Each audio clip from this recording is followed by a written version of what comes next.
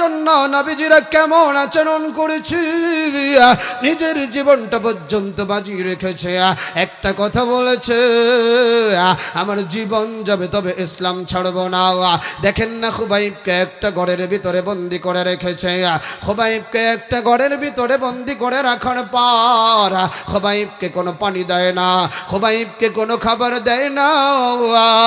একটা মেয়ে ওই পরিবারে ছিল, তার নামটাও মনে রাখবেন, নামটা হলো জয়নাব। এই জয়নাব তাকাইয়া তাকাইয়া খুবাইবের আচরণগুলো দেখে যে তারা কোনো খাবার দেয় না, হুজুর কোনো পানি দেয় না। খুবাইব কি খাইয়া বাঁচে? খুবাইবকে যেহেতু খাবার দেয় না, পানি দেয় না, খাবার না দিলে পানি খেয়ে মানুষ বাঁচতে পারে 2-3 দিন, কিন্তু যদি পানি না দেওয়া হয় একদিনও তো বাঁচতে পারবে না। ওই মহিলাটা চুপে চুপে